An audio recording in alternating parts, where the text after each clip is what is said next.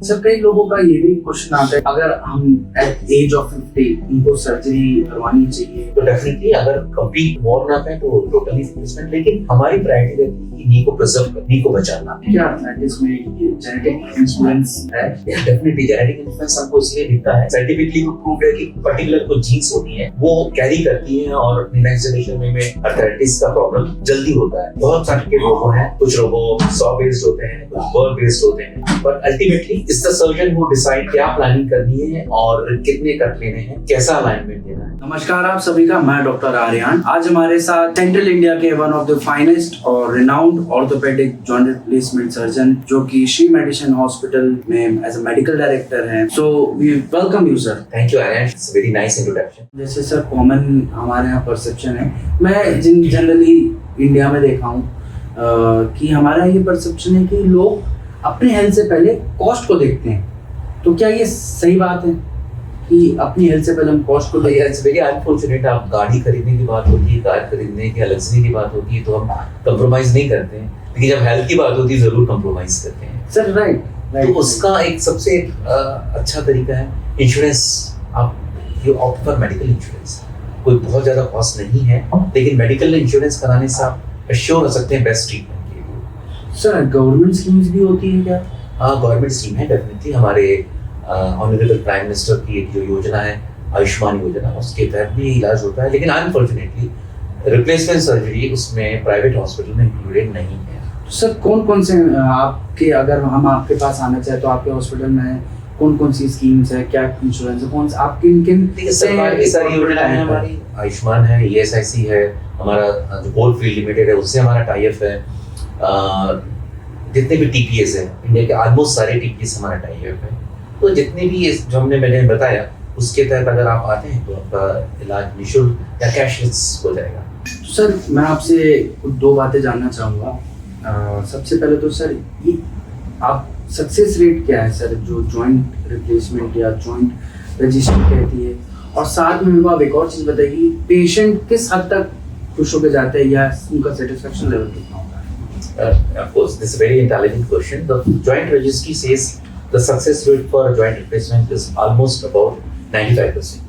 But as per patient satisfaction concern, its world data says about 15 to 20% patients are not satisfied. Why sir? Why? Yeah, that's the reason. Because क्या होता है कि that's why a different alignment come into the picture or in the surgery. Alignment, नी का alignment जो होता है, it's very important.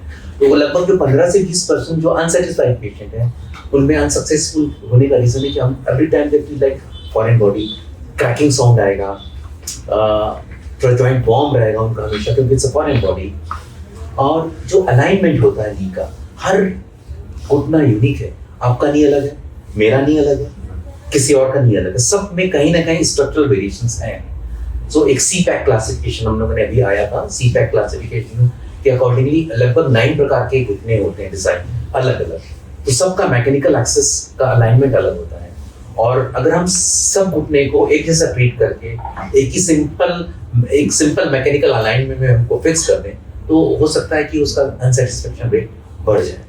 तो इसलिए जैसे मैं नेविगेशन यूज करता हूँ तो नेविगेशन से मुझे आइडिया हो जाता है कि पर्टिकुलर नी किस डिजाइन की है, तो अकॉर्डिंगली मैं उतना कट लेके उसकी कोशिश करता हूँ कि मैं प्री सर्जिकल उसको रिक्रिएट करूँ। प्री सर्जिकल जो उसका नी अलाइनमेंट है उसको रिक्रिएट करूँ, पेशेंट का सेटिस्फेक्शन रेट बढ़ाऊँ। जो प्लेन जो सर्जिकल आप लेना चाहते हैं, सर्जिकल प्लेन कट किससे कट लेना है मुझे, नी का अगर अलाइनमेंट वायरस है तो मैं वायरस थोड़ा सा उसको नी एलिमेंट रखूंगा इंटेंशनली। अगर उसका थोड़ा वैल्गस है तो मैं इंटेंशनली थोड़ा वैल्गस रखूंगा, so that right precision so that the patient को कुछ एब्नॉर्मल फील ना हो, पहले जैसे ही फील हो। सर कई लोगों का ये भी क्वेश्चन आता है, अगर हम एट एज ऑफ 50 क्या उनको सर्जरी अगर करवानी चाहिए, नहीं करवानी चाहिए, कंजर्वेटिवली ट्रीट कर ले, क्योंकि 50 is somewhat like mid age है। यस, तो एक बहुत इम्पोर्टेंट हमारा डिस्कशन चल रहा है अभी हमारे फोरम में कि यंग अर्थराइटिस नी, जो यंग पेशेंट है जिनको अर्थराइटिस होती है तो उस नी का ट्रीटमेंट के ऑप्शंस क्या हैं या क्या ट्रीटमेंट हमको करना है उनके। तो डेफिनेटली अगर कंप्लीट वॉर्न अप है तो टोटल नी रिप्लेसमेंट, लेकिन हमारी प्रायोरिटी रहती है कि नी को प्रिजर्व करना, नी को बचाना। तो उसके लिए बहुत सारी चीज़ें, एक तो आर्थोबायोलॉजिक्स हैं। आर्थोबायोलॉजिक्स मतलब हम पेशेंट के नी में PRP और हाइलोरेनिक एसिड का कॉम्बिनेशन हम उसको इंजेक्ट करते हैं, सो दैट जो सेल्स है रीजनरेट हो। स्टेम सेल थेरेपी भी इसमें हम इंक्लूड करते हैं, फैट से मेसेंकाइमल सेल निकाल के इंजेक्ट करते हैं। तो ये जो है पेशेंट के नी के रीजनरेशन में हेल्प करता है। दूसरा एक और, अगर नी बैंड हो गया है और अर्थराइटिस एक्सटेंड तक नी रिप्लेसमेंट की जरूरत है, हम एक high tibial osteotomy, high tibial osteotomy नाम की सर्जरी HTO बोलते हैं, वो करके पेशेंट का अलाइनमेंट को फिर से रीलाइन करते हैं, सो दैट उसको लगभग 10 से 15 साल का लीवरेज मिल जाता है, उसके नी 10 से 15 साल और काम। सर मैं आपसे बस ये इम्पोर्टेंट एस्पेक्ट जानना चाहता हूँ, क्या अर्थराइटिस में ये जेनेटिक इन्फ्लुएंस वो है? डेफिनेटली जेनेटिक इन्फ्लुएंस हमको इसलिए दिखता है, साइंटिफिकली भी प्रूव्ड है कि पर्टिकुलर कुछ जीन्स होती हैं वो कैरी करती हैं और अपनी नेक्स्ट जनरेशन में अर्थराइटिस का प्रॉब्लम जल्दी होता है। कुछ पेशेंट्स हमारे पास आते हैं जो यंग अर्थराइटिस होते हैं, 50 साल में नी रिप्लेसमेंट की जरूरत पड़ जाती है, सिंपल ऑस्टियोआर्थराइटिस में। कुछ हम नहीं देखते हैं कि 80 साल में भी अच्छे होते हैं, तो कहीं ना कहीं इसका जेनेटिक इन्फ्लुएंस है। मेरे बहुत ही इंटरेस्टिंग एक पेशेंट थे जिनका मैंने उनके पिताजी का रिप्लेसमेंट किया था लगभग 85 ईयर्स में, और उनकी बेटी लगभग 52 ईयर्स में उनका मैंने रिप्लेसमेंट किया। तो एक ही जनरेशन के लोग एक ही स्पैन में मैंने सर्जरी, एक ही फैमिली के father and daughter, I have done almost in the similar time. So definitely genetic influence होता है अर्थराइटिस में। सर कुछ ऐसे जब हम एडवांसमेंट की बात करते हैं या रोबो ये नेविगेशन रोबोटिक्स, तो सर ये रोबोटिक्स का क्या कंसेप्ट है? देखिए अभी रोबोटिक्स वोग में है। ऐसा नहीं कि रोबोटिक के मिसकंसेप्शन होता है कि रोबोट सर्जरी कर रहा है, ऐसा फॉल्स एडवर्टाइजमेंट किया जाता है कि रोबोट के आर्म आ रही है वो सर्जरी कर रही है। It's not like that. Ultimately the surgeon decide कि मुझे इस पेशेंट के लिए क्या प्लानिंग करना है। डेफिनेटली नेविगेशन या रोबो प्लानिंग में हेल्प कर सकता है, बट अल्टीमेटली सर्जरी सर्जन ही करता है। बहुत सारे के रोबो हैं, कुछ रोबो सॉ बेस्ड होते हैं, कुछ बर्ड बेस्ड होते हैं, but ultimately is the surgeon who decide कि इस पेशेंट को मुझे क्या प्लानिंग करनी है और कितने कट लेने हैं, कैसा अलाइनमेंट देना है।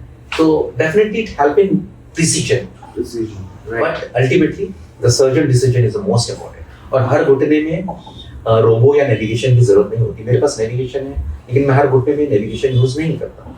कुछ कॉम्प्लेक्स केसेस में डेफिनेटली यूज करता हूँ। तो अभी ये जो मिसकंसेप्शन है कि robo robo robo is not like that. At the end Yes, most of the company driven चीजें ज्यादा है। Right, influenced at the end surgeon ही आपको surgeon skills matters, Skills, yes, right. Skills matter. Sir जाते जाते बस एक question मेरा आपसे जानना है, और ये बहुत ही कॉमन क्वेश्चंस होते हैं बहुत कि सर जैसे आजकल देखा गया है कि VIP कल्चर बहुत होता है हॉस्पिटल में, तो सर मैं जानना चाहता हूँ क्या कोई ऐसा पेशेंट जिनके आपसे या आपके हॉस्पिटल से कोई लिंक नहीं है तो वो आ रहा है, तो क्या उसको वैसी ही सुविधाएं, ट्रीटमेंट और विद एटमोस्ट रिस्पेक्ट के साथ देखा जाएगा?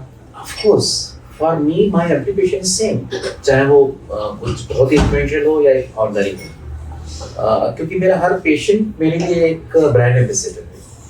अगर मैं एक सर्जरी अच्छी करता हूँ और पेशेंट अच्छा होता है तो उस कम्युनिटी में वो मेरा नाम स्प्रेड करेगा, और that is the most important kind of marketing what I obtain eight the end of the day. So my every patient is same. हमारे स्टाफ, हमारा जो हॉस्पिटल के जितने स्टाफ हैं उनको स्पेशल ट्रेनिंग दी गई है कि जितने भी जो पेशेंट आते हैं सबको इक्वली ट्रीट करे, उतने ही वार्मथ के साथ ट्रीट करे जितना कि एक VIP होता है और एक जो नॉर्मल पर्सन हॉस्पिटल के नाम से आते हैं। सर मैं आपसे जानना चाहता हूँ कि आप TCAR के पेशेंट पे कितने दिनों को आप हॉस्पिटलाइज रखते हैं? जो मेरा एक प्रोटोकॉल है 3 दिन। तो 3rd day I discharge, day 1 I do surgery, next day I start mobilization and physiotherapy, and 3rd day 1, 2, 3 3rd day I discharge my patient. If the patient walk by himself, he doesn't, mostly my patient don't require any wheelchair or any support for walk. खुद चल के जाते हैं? Yes. बहुत अच्छी बात है sir. Thank you so much sir, आपने इतना प्रीशियस टाइम दिया, और आई होप ये जो कॉन्वर्सेशन कुछ इम्पैक्ट बनाए और हेल्प करे हमारे व्यूअर्स को। और मैं बताना चाहता हूँ कोई भी ऑर्थोपेडिक रिलेटेड प्रॉब्लम्स हो तो आप डॉक्टर सुशील शर्मा सर को दिखा सकते हैं at Shri medicine hospital. Thank you so much.